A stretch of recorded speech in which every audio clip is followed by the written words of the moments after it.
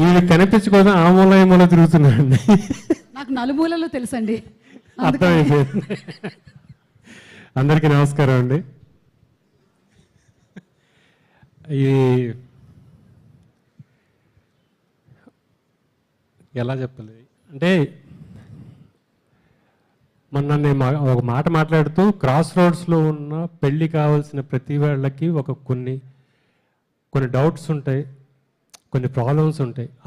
వాటన్నిటిని దాటి ఒక ఎమోషన్ చూడగలిగితే మీరు దీంట్లో ఆడపిల్ల పెళ్లి చేయాలి, అమ్మా నాన్న తాపత్రయం చూడండి, ఆ పెళ్ళి సెటిల్ అయినప్పుడు వాళ్ళ హంగామా చూడండి, పెళ్లి కొడుక్కి కానీ ఆ అబ్బాయికి పెళ్లి సెటిల్ అయినప్పుడు ఆ అమ్మా నాన్న పడే సంతోషం చూడండి, ఆ పెళ్ళి జరుగుతున్నప్పుడు నా కొడుకు సెటిల్ అయ్యాడు, నా కూతుర్ని సెటిల్ చేయగలిగాను అని అమ్మా నాన్న పడే ఒక సంతోషం చూడండి.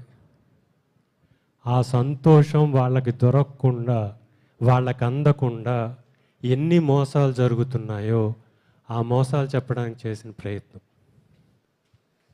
వాళ్ళ ఆనందానికి చిల్లు పడుతోంది, వాళ్ళ బాధలు బయటికి రాకుండా 4 గోడల మధ్య మిగిలిపోతున్నాయి, వాళ్ళ జీవితాలు ఎప్పుడు పెళ్ళి అవుతుందని ఎదురుచూపులో వెళ్ళిపోతున్నాయి. ఆ ఎదురుచూపుకి మనందరి జాలి దొరుకుతుందే తప్ప వాళ్ళ జీవితాలకి ఆన్సర్ దొరకట్లా. ఎందుకు ఇలా జరుగుతుంది, ఏం జరుగుతుంది, ఎక్కడ జాగ్రత్త తీసుకుంటే మంచిది, ఇవన్నీ చెప్పడానికి సరదాగా చెప్పడానికి చేసిన ప్రయత్నం. ఆ బాధలో ప్యాథరిక్ కామెడీ అని సరదాగా ఉంటుంది, లోపల ఎక్కడో బాధ ఉంటుంది. అందరినీ చూసి నవ్వుతూ ఉంటాం కానీ లోపల ఎక్కడో బాధ ఉంటుంది.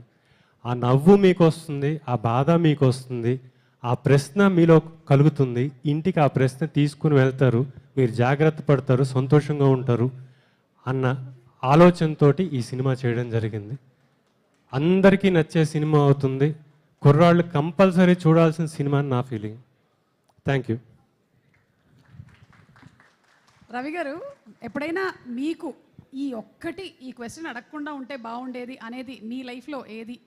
అంటే మరీ ప్రైవేట్ స్పేస్ అయితే చెప్పక్కర్లేదు, బట్ కాదు పైకి వచ్చి మాట్లాడండి. థ్యాంక్స్ అండి, నా గురించేనా అనవసరంగా అడిగాను. అయినా మేము అడుగుతూనే ఉంటామండి సార్.